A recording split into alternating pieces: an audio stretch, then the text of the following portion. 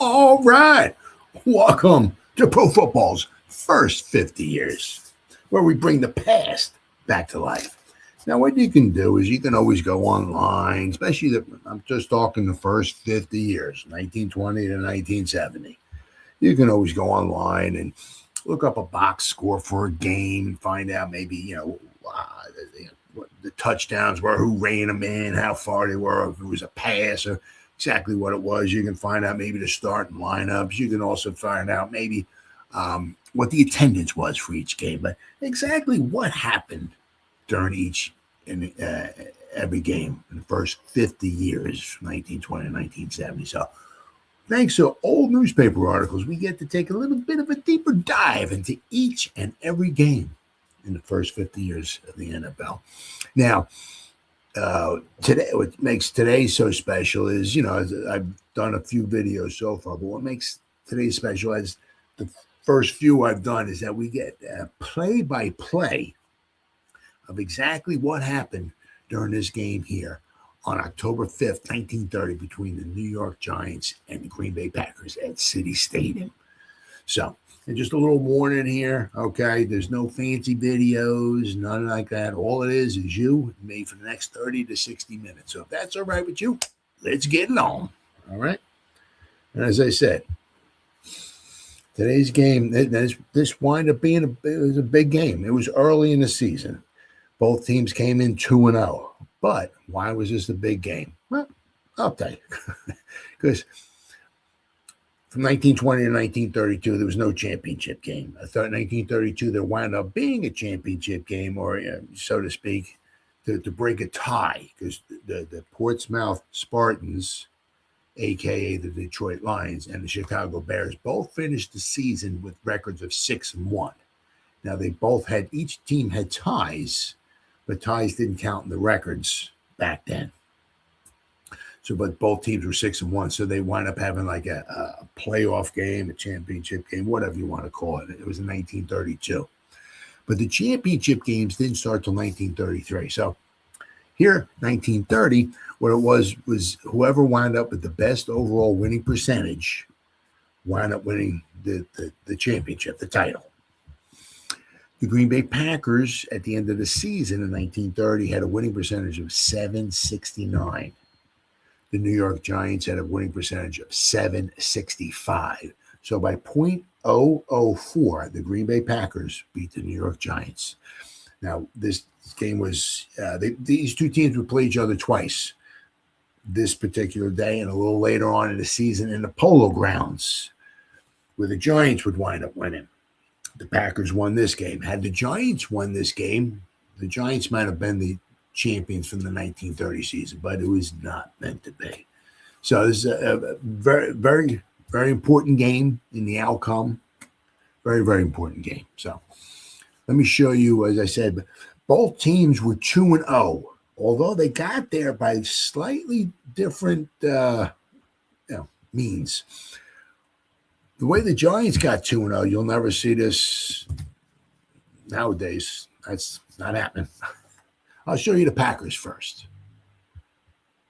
Packers won their first couple games. Packers had an exhibition game. Then they played this would be their third regular season game. Let me share my screen. All right, I've got Green Bay Packers here. Show you that. Packers started off by beating the Oshkosh All-Stars. Oh, yeah, that powerhouse. The Oshkosh All-Stars by a score of 46-0 on September 14th. Won 46-0. Then they started their season. First game was against the Chicago Cardinals. They won 14-0. Then against the Chicago Bears, they won 7-0. So this be the third game in this regular season. Spoiler alert, they would win. They would beat the Giants 14-7. Oh, this would be the first points of the season that the Green Bay Packers would give up. This game, I believe, if I remember correctly, was tied, and the Packers scored their second touchdown to break the tie, make it 14-7. So we'll get a little bit more into that as we go along here. But I said it's a very, very interesting because the coverage that the Green Bay Packers got, especially at their home games, was unbelievable. Thanks to the Green Bay Press Gazette, We got play-by-play of exactly what happened during this game. Now, to be fair, I mean, things happened back then. There was always a lot of typographical errors. Guys' last names were spelled wrong sometimes. If they say John Smith ran the ball for 4 yards, it might have been 3. It could have been 5. It is what it is. They did the best they could back then.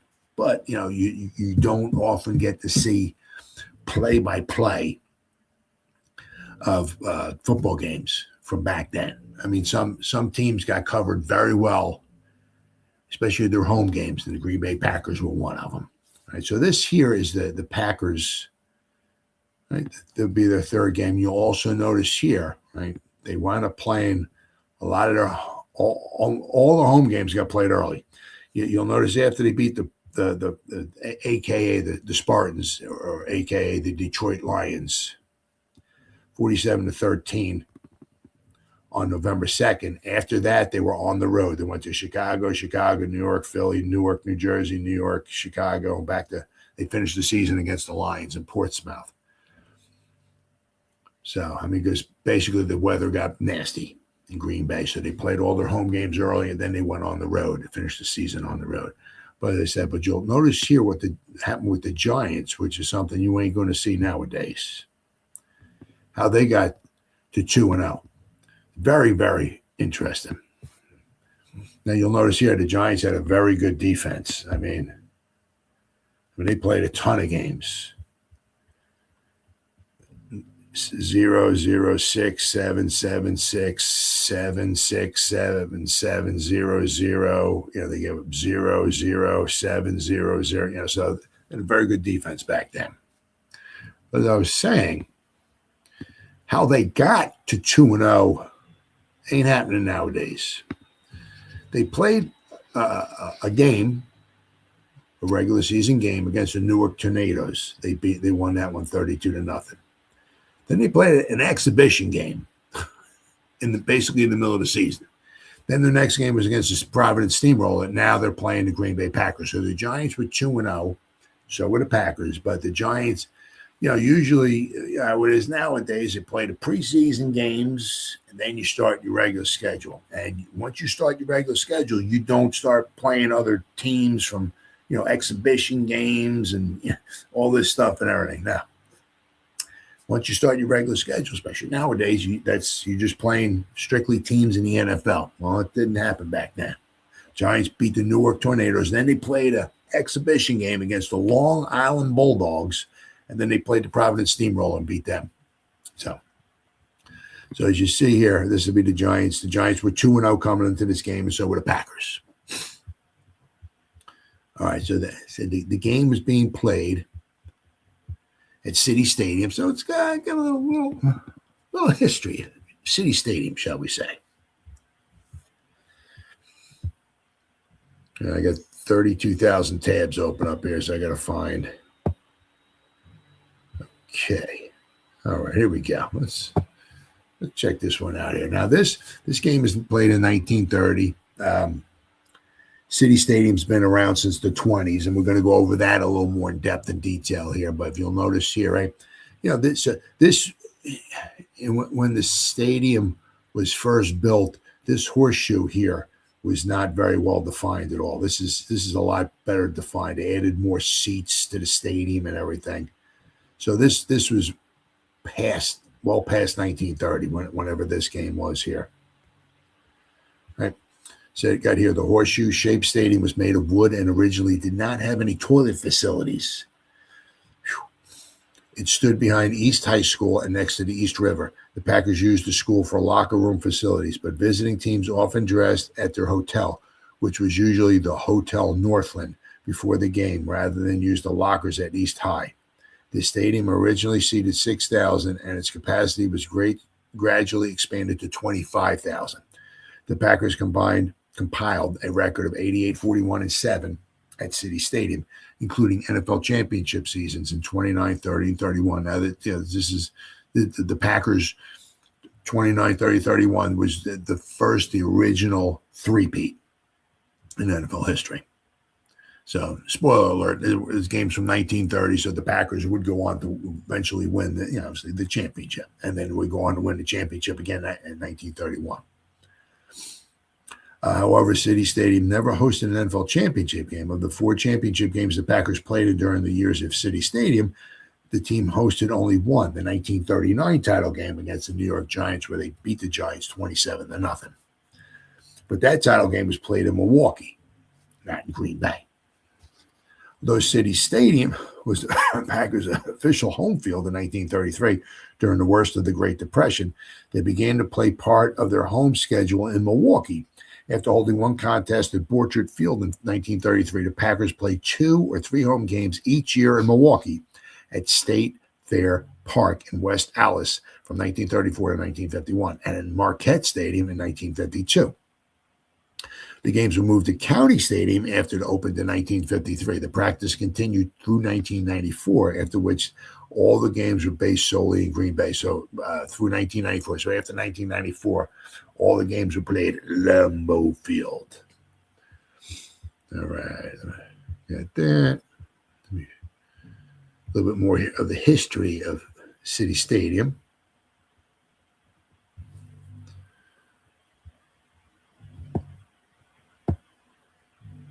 Right, here we go. This is an old picture. Whoop, there we go. Okay, this is from 1931. So you'll see. This is how the horseshoe laid out. Where the water is back here. So the horseshoe is here. This wound up being that horseshoe, which in the next picture at Wikipedia will have a much better defined horseshoe shape. And this was the end here where we just had the stands right down here. But this right here was an aerial view on September 27, 1931. So this photo here was taken about a year after this game here played between the Giants and the Packers. But this is City Stadium right here. The first official area photograph of Green Bay Stadium by Otto Stiller. The Packers beat the Bears 7-0. But, I mean, you can see, I mean, it's like I'm not even sure if all these stands are even connected to one another. But they do get eventually. But this is how a City Stadium looked in 1931. So pretty much is about how the ballpark looked for this game between the Giants and the Packers. All right, so then finally, let me go over here, and we'll get a little bit better a picture from Wikipedia. And this one's basically it's in color, but it's also it's not an actual photo. It's like a painting, more or less, I guess. But here, see City Stadium, 1948. See that the horseshoe here is well defined. It's all connected. This is probably when it held maybe about 25,000 people. I'm imagining. You see it in the one end zone here. Got the stands down there, but you got this horseshoe is very well defined now, all connected. So let's get a little bit before we take a deeper dive into today's game. City Stadium, known as East Stadium from 1962 to 2002, is an American football stadium in Green Bay, Wisconsin. Stadium was built in 1925 for use by Green Bay East High School, located to the south of the stadium, and Green Bay Packers of the National Football League. City Stadium was the third home field for the Packers after Hagemeister Park and Bellevue Park, and remained as such until 1956. During this time, it was expanded from about 5,000 seats to about 25,000. So in this picture over here, this is probably the 25,000 seat, what it looked like. 1933, the Packers began splitting their home games between Green Bay and Milwaukee, a practice that lasted until 1994, when they returned to playing all their games in Green Bay. By the early 1950s, City Stadium was too small and lacked the features expected in modern stadiums at the time. A bond initiative passed in the city of Green Bay to fund a new stadium for the Packers. After the Packers moved to the new City Stadium, later renamed Lambeau Field, For the 1957 season, Old City Stadium was downsized and continued to be used by East High School. In the early 2000s, the facility underwent multiple renovations, including enhancements to the playing field and the stands, as well as the installation of features honoring the stadium's history as it related to the Packers. This included a historic marker and a sign for the Packers Heritage Trail. I don't know what that is, but the Packers were founded in 1919 by Curly Lambeau and George Whitney Calhoun. From 1919 to 1922, they played their games at Hagermeister Park, a recreational area that hosted various sports and outdoor activities. Small wooden bleachers were constructed, with some fans lining the playing field or sitting on their cars to watch the games. After the property was used to build a new Green Bay East High School, the Packers moved to the other side of the East River to Bellevue Park, which had been constructed to house a local baseball team that had also played at Hagemeister. The wood used for the bleachers at Hagemeister was reused to build a grandstand and bleachers at Bellevue. Bellevue Park had its challenges, though. With the field dimensions more conducive to baseball, its location was far from town and there was poor parking. After 2 seasons at Bellevue in 1923 and 24, demand for a dedicated football stadium for the Packers grew. I mean, one thing is, you ain't no denying, they love their football in Green Bay. No denying that. City Stadium was built just north of Green Bay East High School, there we go, meaning it was adjacent to the former Hagemeister Park. The stadium was developed for use by Green East High School and Green Bay West High School, but in reality, the stadium was built to support the Packers. At its original capacity, the wooden bleachers fit more than 5,000 fans. It did not have any bathrooms or locker rooms, meaning that the Packers had to use adjacent facilities, including the downtown Columbus Club, while visiting teams usually got dressed at their hotel before coming to the stadium. The Packers played exclusively at City Stadium for their home games until 1933, when they began playing some games in Milwaukee. In 1933, they played one home game at Borchert Field before playing a few home games a year at Wisconsin State Fair Park from 1934 to 1951. In 1952, they played 3 games at Marquette Stadium while awaiting the completion of Milwaukee County Stadium, where they would play until 1994 when the team returned to playing all their home games in Green Bay. In addition to the high school and NFL games, City Stadium also hosted a few St. Norbert Green Knights football games from the 30s to the 50s. During the stadium's earlier years, seating capacity would fluctuate based on expected crowd sizes, with temporary seating built prior to the games. The stadium underwent different improvements and expansions throughout its life. The original wood fence was replaced with a wire and canvas fence in 1927, although a wooden fence returned 8 years later. 1929, a public announcement system with 8 speakers around the stadium was installed. Lighting to allow for high school teams to play night games on Friday was added in 1935. From 1936 to 1940, City Stadium underwent its most significant enhancements. A locker room for the Packers was built underneath the south stands in 1936, while a year later, a new press box, a game clock, and fence was added, while the old bleachers were either replaced or significantly repaired. Seating for 5,000 more fans and better toilet facilities was also added. The Packers announced another project the next year to add another 6,500 seats to the stadium by connecting the 2 grandstands, forming a horseshoe shape. This project was funded by a grant, also added new restrooms, better training areas, and a stage for the lumberjack band. Another grant in 1940 funded a new sandstone wall that formed a new front entrance for the stadium. In 1956, games from City Stadium were televised for the first time, with 3 games airing on CBS. So that's a little bit of the history, especially early on. I mean, you start, there was a lot more there to read, but that's just kind of a little bit of the history of City Stadium and how it played out with the Packers, especially because this is where the game's being played at. So now, got some articles here. I'll tell you what, I could not find. Now, I do not have access at this particular point in time to the New York Times.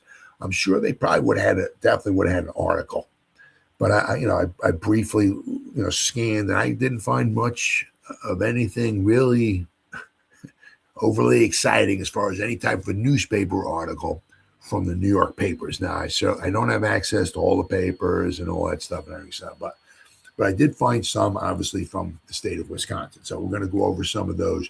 A couple of short ones.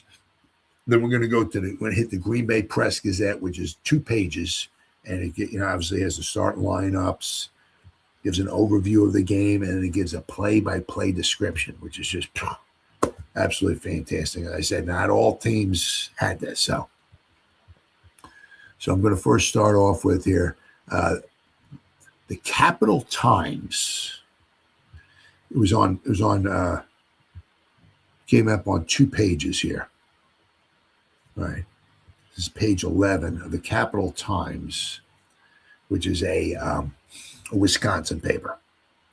Blood races 45 yards to 14-7. Packers win. All right. Green Bay Club advances on the title by defeating Friedman's Giants. Now, Benny Friedman, he was a fantastic ball player for the New York Giants, and even before he got to the Giants. Off on an end run toward their second consecutive title, the Green Bay Packers, 1929 champion, Professional League football champions, yesterday snatched a victory from the Giants, 14-7, for their 3rd win of the season. Before nearly 11,000 fans, the Packers dodged the Giants' line in the second period for their first score when Nash ran 15 yards across the line after receiving a pass from Llewellyn. And Red Dunn booted the extra point. A blocked punt later in the same period paved the way for the Giant count. Campbell recovered for the Easterners on the Packers' 24-yard line. 3 line plays added 10 yards, and a pass from Benny Friedman to Sedbrook resulted in a touchdown. Benny Friedman kick was good, so it made score was 7-7 at halftime. But blood wins the tilt. The winning points came shortly after the 4th quarter opened when Red Dunn, Marquette's Prince of Old, tossed a pass to Johnny Blood. Receiving the effort on the Packers' 45-yard stripe, Johnny outsped the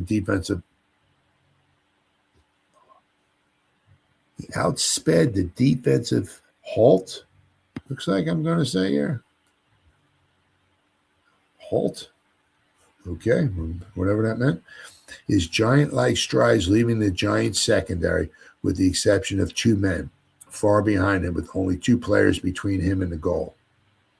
Lavi Dilwig and another All-Marquette ace cut over and raced stride for stride with Johnny and took out Sedbrook, while Johnny stiff-armed Friedman into submission and raced across the goal line after that continues on the next page. So we're going to go to the Capital Times, page 12, and we'll finish the story. Scamper of 55 yards as the stands went into hysterics. It was a marvelous bit of footwork on Johnny's part, but the play would not have resulted in a score if Dilwig hadn't carried out his part and raced over to do the blocking. Packers score. The Packers were first to score early in the second quarter.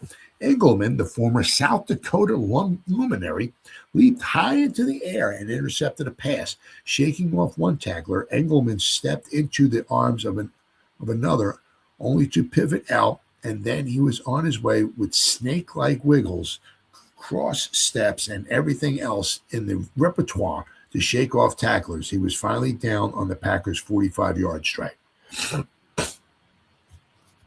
Blood and Llewellyn alternated in carrying the ball for 2 first downs, and then Llewellyn passed wide to Nash, who caught the ball and charged over the goal line with a bull-like rush that knocked Friedman yards out of his path. Dunn's place kick went straight and true midway between the uprights.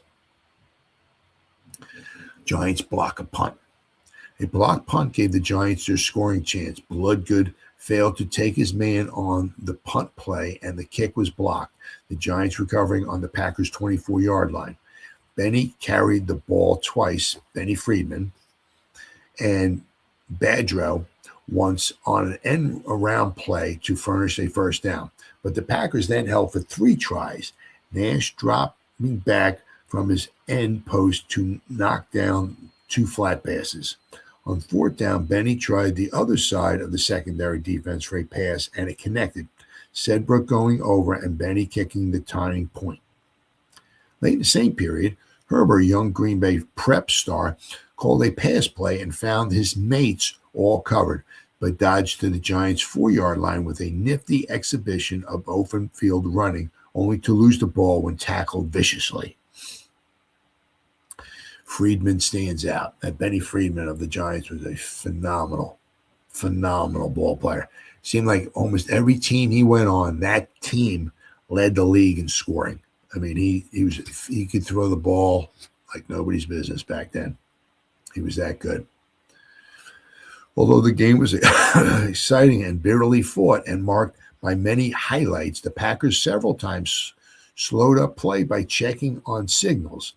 Fumbles also were more prominent than in the ordinary run of professional games where mistakes are few and execution is almost perfect.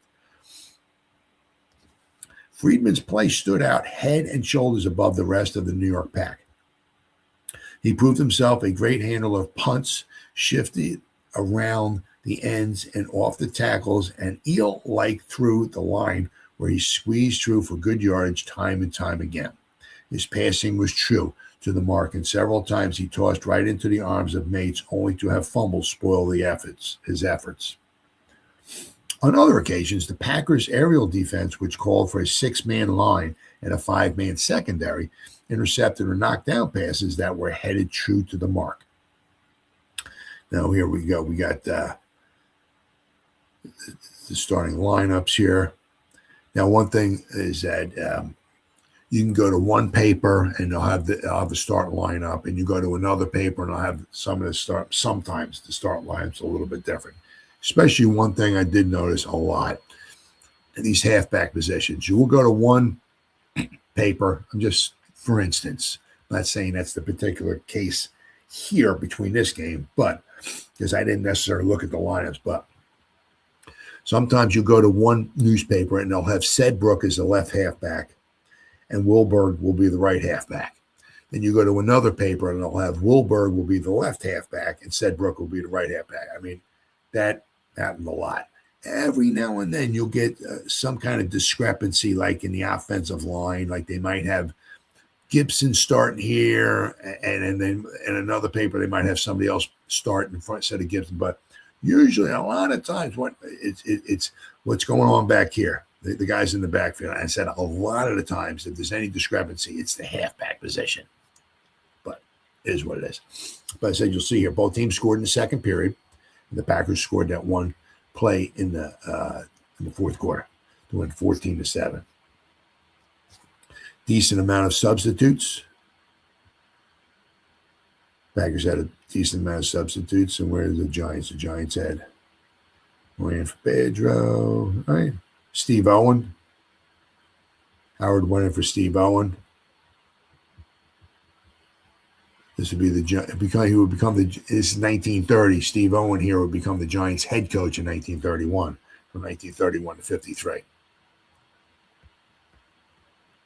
So each team had a decent amount of substitutes.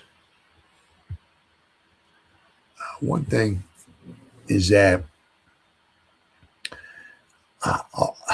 it seems like anyway, I guess as the years would go on, it seemed like that, especially because it was 11 guys on offense, and the same guys on offense played on defense. It wasn't no special. It wasn't no unit. You know what I mean?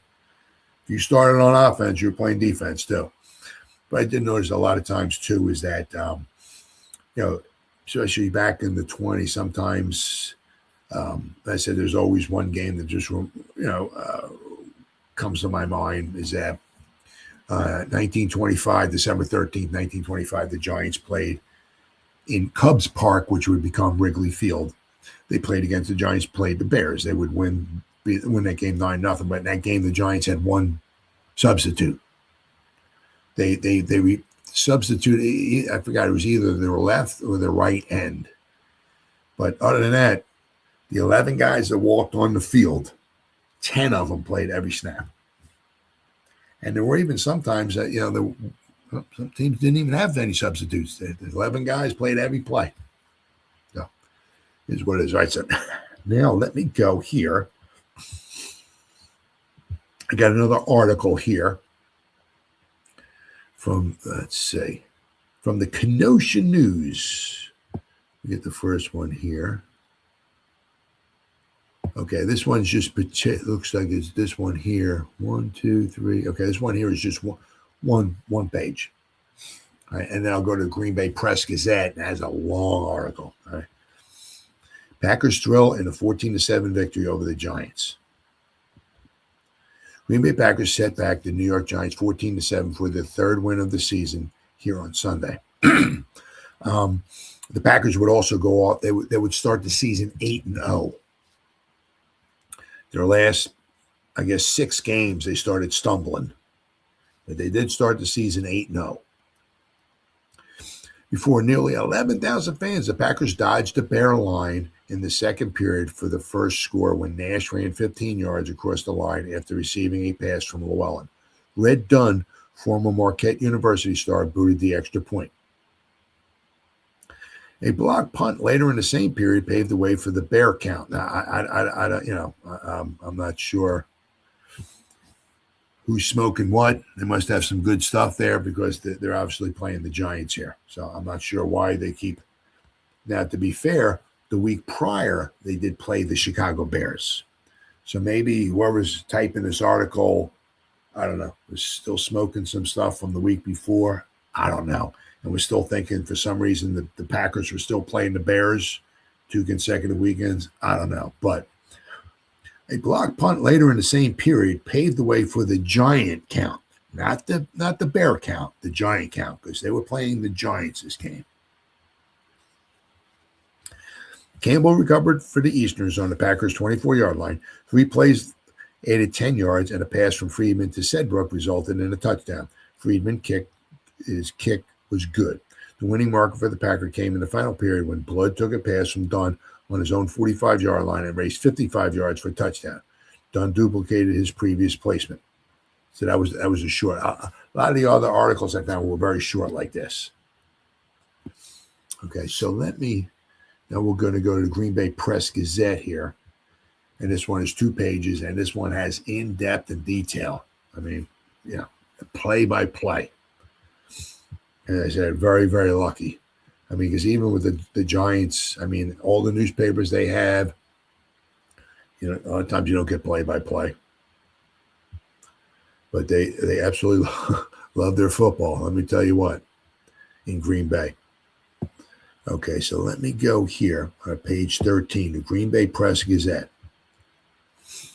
All right, here we go. Packers whip. Giants hold league lead. So we got this once again here. All right, this is the starting lineups over here. All right. And I said, eventually, this is 9 games from 1930. Right here, Steve Owen, right here, the left tackle for the Giants. He would become the Giants, everything. He would become their Giants head coach in 1931. So the following year, he was their head coach. But he would coach from 1931 to 1953. So he coached for 23 seasons. No Giant coach has ever coached anywhere near that. In today's day and age, no coach, I'm sure the Giants are ever going to have, especially in this New York market, is ever going to coach anywhere near 23 years. Plus, also Steve Owen also has the team overall win. I think he won 150 or 151 games. So, but you get to see, there's a lot of substitutes in this game, a lot. And then down here is the referees and the umpire and the head linesman. But a touchdown in the final quarter gives the Packers a 14-7 victory. So now what you got here, right, is you look, okay, this dropped the Giants to second place, or I guess third place, the Spartans, the Portsmouth Spartans, who became obviously, once again, the Detroit Lions, with 2-0-1. And then the Packers with this victory got 3-0. I said the Giants fell to 2-1, so they were tied with the Providence Steamroller. All right, so here's this. In the beginning here of this article, it gives you an overview of what happened during the game, and then once we get into the next page, it's going to go play by play from first quarter to second quarter, third quarter, fourth quarter. It's just amazing. It really is amazing. Benny Friedman may be the world's greatest heaver of a football passer, forward passes, and he was. Back then, Benny Friedman was probably the first, whatever you want to call it, top quarterback thrower. I mean, I said the New York Giants owner, Tim Mara, bought the entire Detroit Wolverine team was in financial difficulties, which was rather hard to believe because they were leading the league in scoring. You figure they would have had at least some people would want to come out and see it, but they were having financial difficulties. So the Giant owner, Tim Mara, wanted Benny Friedman for a number of years, but he was, he was not available, I guess. They couldn't trade for him or buy him or anything like that. So after, I guess it was the 1928 season, I think it was the Detroit Wolverines. I'd have to go back and look. But they were having some financial difficulties, and Tim Mara went and basically bought the team. And he kept, I think, a few of the players, but the one player he wanted for a couple seasons was this Benny Friedman. And I said, Benny Friedman, I said, he played the first 4 or so years he played in the NFL. The team that he was on led the league in scoring. And a couple of years, it wasn't even close. I mean, they were putting up points. He was that good at throwing the football. And not only that, but he was a star too in college.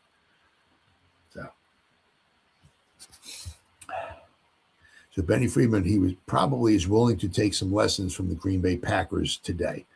Benny's mighty New York Giant football team that boasts some of the finest passing combinations was beaten in its own game here Sunday when the Packers used the overhead game to score a 14-7 victory. The win was scored in a thrilling game before more than 11,000 fans. It was the third consecutive victory for the Packers in a National League competition and kept them on top in the race for another pennant. That's what they called pennant. They went their first game of the season. They played the Chicago Cardinals. Before the game, they didn't call it raising a flag or nothing like that or a banner or not. They called it, they raised a pennant. I think it was on the pole. They had the American flag, and just underneath that, you can check it out on my other video. But it was the game played September 21st, 1930, between the Chicago Cardinals and the Packers at City Stadium. In one of the newspaper articles I show, there's the pennant. That's what they call it. It's not a flag. It's not a banner. They call it a pennant. And they raised it up on a flagpole. Nowadays, they drape them from the side of the state or whatever. They have that, if you go in the Boston Garden or something like that, they got the banners hanging from the rafters and, from the ceiling and everything like that. But they called it pennants back then. There wasn't much difference in the play of these two great teams, but the Packers had a couple of men who caught passes that resulted in touchdowns, while the Giants only had one man who could go over the goal line after he had taken a pass, and that probably tells the story of the game. Well, yeah, pretty much. Plenty of power was shown by the New York line, and the Packer front wall also showed that it is just as strong as ever. At times, there was considerable ground gain by straight football when one or the other team showed that it could smash ahead. But on other occasions, the defensive team stiffened and the overhead game would be called into use. Now, obviously they didn't maybe throw the ball as much in today's, in this game in the 30s and the 20s as they did nowadays. I mean, sometimes, they're throwing the ball 40 times, if not more, so it is more of a passing game, but don't be misled. There are times, there's 15 to 20 passes being thrown back here. So, they did throw the forward pass back then. There wasn't always 3 yards in a cloud of dust, like some people say. Let's see. It was Johnny Blood, Fleet Packer half, who provided the greatest thrill of the game and gave Green Bay the winning margin. Johnny caught a pass from Red Dunn on his own 45-yard line in the fourth period and raced 55 yards to score for the Packers, breaking the 7-7 deadlock that had existed since the second quarter. Blood straight-arm feather New York fullback in his dash to the goal and swept past Benny Friedman like a locomotive going by a tiny town to score. I love it. The Packers were the first to score, counting in the second period after the teams had been battling on even terms throughout the first quarter. An intercepted giant pass by Engelman started the drive that brought the first marker. Engelman made the catch late in the first period and brought it to the 45-yard line before he was stopped. Blood and Llewellyn. All right, so now I need to exit out of here and go to page 14, I believe it was. Let me share my screen of the Green Bay Press Gazette, and we can finish this story right here. Here we go. All right, here we go. Packers whip Giants, hold league lead. Picked up 10 yards, and McCrary and a penalty for the Giants advanced the ball for another first down. Nash goes over. On a fake line buck, Llewellyn dropped back and heaved a pass to Tom Nash, who caught the ball on the 15-yard line and raced down the sidelines for a touchdown. Friedman tried to get him but failed as Tom smashed by him. Dunn kicked the goal from placement, and the Packers had a 7-0 advantage. Excuse me, a short time after the touchdown play, Llewellyn was back to punt on his own 40-yard line.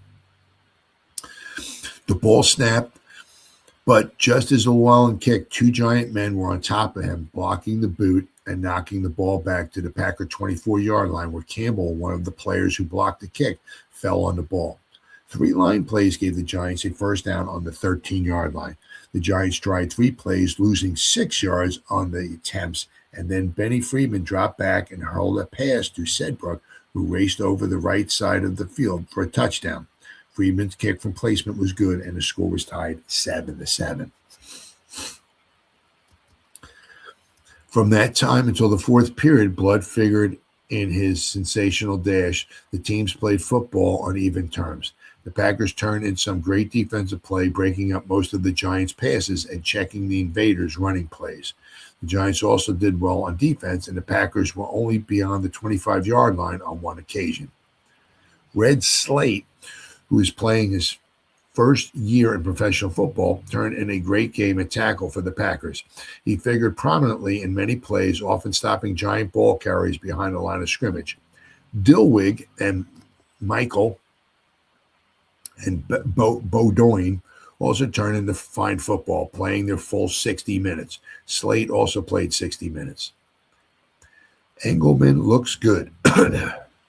Llewellyn, as usual, contributed his share of ball carrying, punting, and blocking, while Red Dunn at quarterback was a master at the signal calling job and ran back punts for fine gains. Engelman, another new man with the team this year, looked unusually good, ripping off substantial gains and playing a fine defensive game. The Giants made one scoring threat in the first quarter after working the ball down to the Packer 25-yard line.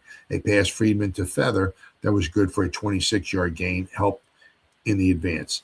Sedbrook picked up 10 yards at center to push the Packers back to their own 12-yard line, but Michael and Dilwig broke through to throw Friedman for a 3-yard loss, and Engelman threw Sedbrook for a 1-yard loss on successive plays. Third play, Friedman tried a field goal from the 32-yard line, but the kick was low and short, and the ball went to the Packers on their own 20-yard line. Friedman, Sedbrook, and Feather played fine offensive football for the Giants. Westopal at center played the full game and turned in a great game. He ranged all over the field to smash down Packer plays. Badreau, new end with the Eastern team, also was outstanding. I believe that's Red Badreau.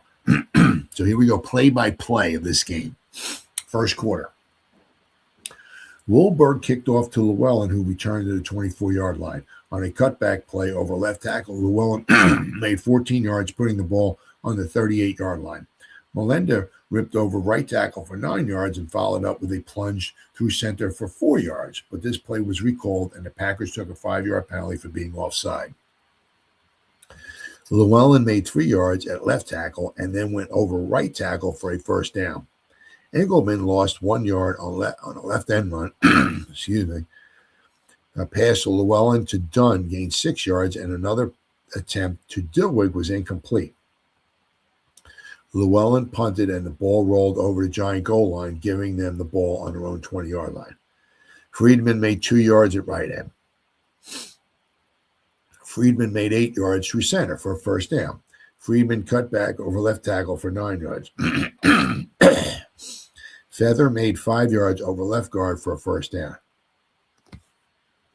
Friedman made 3 yards through center. Friedman then made 2 yards at right tackle. Wilberg threw a pass to Feather, giving Giants a first down, putting the ball on the Packer 23-yard line. Sedbrook made 11 yards over right guard for a first down. Sedbrook made 2 yards over right tackle. So basically they got down, so they got down to like the 10-yard line, and they came up with nothing. So after Sedbrook made 2 yards over right tackle to get down to the 10, Sedbrook then lost a yard when Engelman tackled him hard. Friedman lost 3 yards at left end. Friedman tried a place kick, which was short and wide of the goalpost, and the Packers took the ball on their own 20-yard line. So they got down to the 10, couldn't come up with anything. Melinda made 6 yards over right guard. Melinda made 6 yards through center for a first down. Llewellyn made 8 yards at right guard. Engelman fumbled but recovered for a loss of 11 yards. Llewellyn punted, and Friedman was down in his tracks on the 43-yard line. Widberg, no gain at left tackle. Widberg fumbled and recovered for a loss of 6 yards. Widberg punted. A long kick which bounded and then rolled out of bounds on the 2-yard line. Stallman and I can't pronounce it. I don't know what it is in the Giant line. Stallman went in for this individual in the Giants line. Llewellyn punted, and the ball rolled down to the Packers' 45-yard line. Feather made 2 yards at center. A pass from Friedman to Wilberg was good for 18 yards and a first down. Friedman made 2 yards at center. A pass was, now we're going to go all the way up here. Here's me. All the way up here. Here we go. A pass was intercepted by Engelman on the Packers' 5-yard line, and he dashed 35 yards before being tackled and forced out of bounds on the Packer 40-yard line. Engelman made no gain on out-of-bounds play as the quarter ended. So here's where we had the 2 touchdowns. Several new men took their places in the Packer lineup. Blood made 3 yards at right end. A pass from Dunn to Blood was incomplete, but the Giants were offside and given a 5-yard penalty. Llewellyn made 4 yards over right guard. On another pass play, the Giants were again offside and took a 5-yard penalty. McCrary made 6 yards for a first down. Llewellyn made 3 yards over right tackle. Howard took Steve Owens' place for the Giants at tackle. A pass to Llewellyn to Nash, which Nash went 15 yards down the sideline, gave the Packers a touchdown, and then Dunn booted a perfect place kick to make the score 7-0 in favor of the Packers. So let's see here. Okay, so the Packers had the ball at their own 40. Blood made 3 yards up to the 43. The Giants were offside, brought out to the 48. Llewellyn made 4 yards, which brought the ball to the Giants' 48. Another pass by the Giants, but again offside, took a 5-yard penalty, so then down to the 43. McCrary made 6 yards and a first down. Took it down to the 37. Llewellyn made 3 yards over right tackle, so down to the 34. Howard took a pass to Llewellyn to Nash, on which Nash went 15 yards down the sideline. So it looks like it was about a 34-yard pass play, if I'm reading this correctly. 34-yard pass play. I'm not sure what they have in here. All right. Well, see, online, it was a 15-yard pass play for a touchdown. But if you look here, a pass to Wellington Nash, on which Nash went 15 yards down the sideline, gave the Packers but he caught the ball at the 15 and ran it in. The ball was not marked at the 15-yard line. So if you look at this, it looks like they possibly might have been around the Giants' 34-yard line. So he might have thrown it, 19 yards where Nash caught it at the 15 and ran it in. So if you read, if you figure this out, it might have been like a 34-yard pass play. Whitberg kicked off to Llewellyn, who ran the ball back to his own 35-yard line. So now once again, a lot of times back in the day, they played field position. So the Giants were scored upon, but the Giants kicked off, hoping to kick the ball off and get the Packers down deep and force the Packers to punt from deep in their own territory, play the field position game. And after hopefully, if everything worked out well, the Packers would punt, the Giants would get the ball around maybe their own 40, maybe midfield, somewhere around there, playing a field position game. So not because the Giants got scored upon didn't mean that they were going to get the ball. A lot of times the teams, whoever they got, a lot of times, not all the time, but a lot of times the team that got scored upon actually wound up kicking the ball off, as happened here. So the Giants kicked off to Llewellyn, who ran the ball back to his own 35-yard line. Blood made 1 yard at left tackle. McCrary made 6 yards to center, and Blood went over right tackle for 3 yards and a first down. Blood made no gain. A long forward pass from Llewellyn to Nash was incomplete. Llewellyn punted out of both sides, and both sides were offside. Both teams were offside. The next play, the Packers crossed the Giants, and Llewellyn tossed a pass to Blood, which was good for 25 yards and another first down. A pass was incomplete. A lateral pass from Dunn to McCrary was complete for no gain. Another pass was incomplete, and the Packers got a 5-yard penalty. Now, I believe it's within the 3 or 4 downs, if you have 2 incomplete passes, you get a penalty. So if I believe, I'm reading, all these articles, you can have an incomplete pass, but then if you were to get a first down, that resets. So if you can have an incomplete pass, if you run the ball for a few yards and then you get another incomplete pass, that would be 2 incomplete passes before you got a first down, you would get a 5-yard penalty, which it was back then. Also back then, if the ball got thrown into the end zone and it fell incomplete, it's a touchback and you lose the ball. So you got to be very, very careful when you threw the ball. I don't know why. No idea why. But you got to be very, very careful back then if you threw the ball into the end zone. You wanted to make sure it got completed. All right. Llewellyn punted out of bounds on the Giants' 17-yard line. Bloodgood went in for Dunn in the Packer lineup. Friedman lost 4 yards at left tackle. Whitberg made 7 yards at right end and was tackled hard on the play, taking time out. Burnett took his place in the lineup. Burnett punted, and the ball went out of bounds on the 45-yard line. McCrary lost 1 yard at right tackle. McCrary made 5 yards over left guard. Comstock took Gilroy's place in the Giant lineup. Bloodgood failed to gain at left tackle. Llewellyn punted, and the ball was blocked. Campbell recovering on the Packers' 24-yard line. Friedman made 2 yards at left tackle. On a double pass, Badreau made 4 yards at left tackle. Grant went in for Stallman. Friedman made 4 yards for a first down.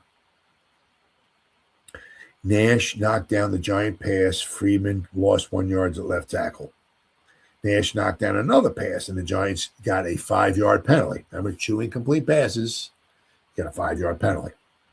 A pass from Friedman to Sedbrook, on which the latter ran 5 yards, gave the Giants a touchdown, and Friedman boosted a place kick. So, but Sedbrook ran 5 yards for the touchdown. But you notice here the ball was on the 24-yard line. Friedman made 2 yards, got it down to the 22-yard line. A double pass play made 4 yards, and now down to the 18. Grant Winover made 4 yards for a first down. So now they got down to the 14-yard line. Nash knocked down a pass. Friedman lost a yard. So they're back to the 15. Nash knocked down another pass, and the Giants got a 5-yard penalty. So now they're back to the 20-yard line. A pass Friedman to Sedbrook, on which the latter ran 5 yards, gave the Giants a touchdown. So the ball was placed at the 20. The ball was at the 20-yard line.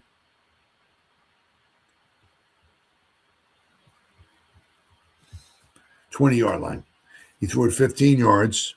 He caught it at the 5, ran for a touchdown. All right. So now the game is tied up at 7-7.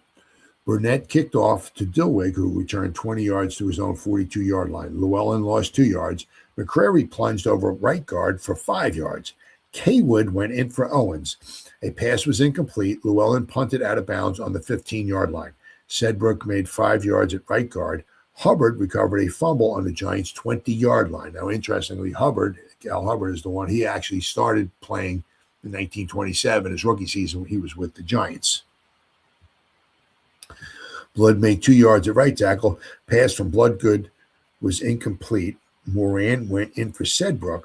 Herbert went in for Bloodgood. A pass Herbert to Dillwig was incomplete, resulting in a 5-yard penalty. Once again, 2 incomplete passes, and without getting a first down, you get a 5-yard penalty. On a pass play, Herbert had to run and ran to the 14-yard line, where he was tackled and fumbled, and the Giants getting the ball. Feather made 2 yards, I guess, as the quarter ended. So the quarter was coming to an end. But the Packers themselves got down deep in the Giants' territory and came away with no points. All right, so now we start the third quarter, and it's tied 7-7. Grant kicked off to Dunn, who returned to the 29-yard line. Blood failed at left tackle. Blood added 5 yards around left end, but the play was recalled, and the Packers were penalized 5 yards for being offside. Lindbergh hit right guard for 5 yards. Blood punted, and the ball was dead on the 28-yard line. Sedbrook picked up a yard on an out-of-bound play. Widberg smashed the center of the line for a yard gain. Friedman's pass was incomplete. Widberg punted to Dunn, who received on his own 20-yard line and returned to the 30-yard line. Lindbergh failed to gain at left tackle. Blood was chased out of bounds after a yard gain. And once again, it happened quite a bit then. Instead of chancing having something happen go wrong, a lot of times they punted on third down. So Blood punted, and Friedman returned the ball to his own 28-yard line. Beaudoin tossed Burnett for a 3-yard loss. On a double pass, Red Badgerow made a yard at right tackle. Burnett punted, and Dunn returned 18 yards before Campbell tossed him. Lindbergh failed to gain at right tackle. Comstock replaced Howard. Blood smashed through the center of the line for a 4-yard gain. Blood was smeared for no gain on a right end run. Blood punted, and Freeman returned to his 37-yard line. Moran was tossed for a 3-yard loss by Red Slate. Feather added a yard at center. On an attempted forward pass, Darling intercepted and returned to the Giants' 37-yard line, where he was tackled. Blood lost 2 yards on a right end run. On a spinner, Lindbergh was stopped without a gain. A forward pass to Blood was incomplete. Blood punted, and the ball was down on a 24-yard line. Friedman added 2 yards at right tackle. Burnett punted, and Dunn returned 5 yards. Llewellyn replaced Fitzgibbons, and Molenda went in for Lindbergh. On an out-of-bound play, Molenda failed to gain. Molenda was stopped at center, and a pass from Dunn to Llewellyn was complete, but Llewellyn fumbled after making the catch, and Grant recovered on the Packers' 44-yard line. Burnett bucked the center of the line for 2 yards. Burnett failed to gain at right tackle as the third quarter ended, with the Packers and the Giants scored 7-7. So here's where the touchdown comes in the fourth quarter. The Giants have the ball. Red Badger lost a yard on a double pass. Burnett punted, and Dunn was tackled out of bounds without a gain. Blood failed to gain at right tackle. Stallman replaced Comstock. A pass from Llewellyn to Dilwig was good for a first down. Melinda hit the center of the line without a gain. Dunn passed to Blood for 20 yards, and Johnny continued on, outrunning the Giants secondary for a touchdown. It was a 55-yard run. So, Dunn kicked goal, and Steve Owen then replaced Stallman. So, the thing here, let's see, Burnett right tackle, third quarter ended. Burnett punted, and Dunn was tackled out of bounds without a gain. See here, it doesn't say the Giants punted and Dunn was tackled out of bounds without a gain. It doesn't say where he had the ball at. See, none of this here says Blood failed to gain at right tackle. Stallman replaced a pass from Llewellyn. It was good for a first down, but it doesn't say what yard line they're on. Melinda hit the center of the line without a gain. Dunn passed to Blood for 20 yards, and Johnny continued on, outrunning the Giants secondary for a touchdown. It was a 55-yard run. So the thing is, he passed to Blood for 20 yards, and then he ran it for 55 yards. So maybe it was a 75-yard play altogether. Right? So if you're looking at here, Dunn passed to Blood for 20 yards, and Johnny continued on, outrunning the Giants secondary for a touchdown. It was a 55-yard run. So apparently he caught. Apparently, I guess the ball was on the 25-yard line, I'm imagining. So if he threw the ball 20 yards, Blood would have caught it at the 45, and then he would have ran 55 yards. So it's quite possibly it was a 75-yard touchdown pass play. All right. So after Dunn kicked the goal, it was 14-7 in favor of the Packers, which would wind up being the final score. Owen replaced Stallman. Michael kicked to Friedman, who returned to the 35-yard line. Friedman slid off left end for 7 yards. Sedbrook replaced Moran. Feather added 2 yards at center. Feather repeated on the same play for a first down. A pass from Sedbrook to Moran. Go back up here.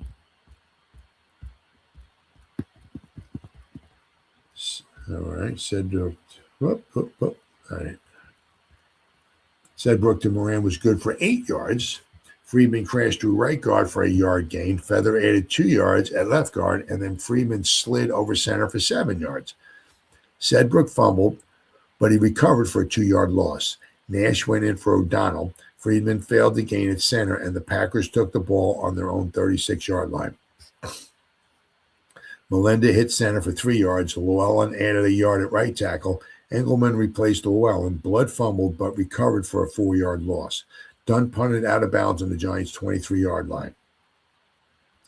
On a fumble pass from center, Burnett was stopped for a yard loss. Burnett punted, and Dilwig ran the ball back to his own 25-yard line. Melinda smashed over right tackle for 8 yards. Widberg replaced Burnett. Earp went in for Darling. Blood added 3 yards and a first down. Milsner replaced Kaywood. Melinda made 2 yards at right tackle, but the play was recalled by referee Khan, and the Packers were penalized 15 yards for holding. Blood fumbled, and Grant recovered for the Giants. On a lateral pass, Badrow failed to gain. Burnett got off a poor punt, which rolled out in midfield. Engelman made 9 yards on 2 plays at right guard. Melinda smashed through center for 7 yards. Blood hit the same hole for a 4-yard gain. Melinda added a 2-yard gain. Packers lost 5 yards for being offside. Dunn's pass was intercepted by Sedbrook, who was tackled on his own 35-yard line. Burnett added 5 yards at center. Friedman added 10 yards at left end. Friedman's pass was incomplete, and another pass was incomplete, and the Giants lost 5 yards as the game ended. Now we have here, right? Both teams had made 10 first downs. No team made a first down apparently in the third quarter. Packers attempted 12 passes,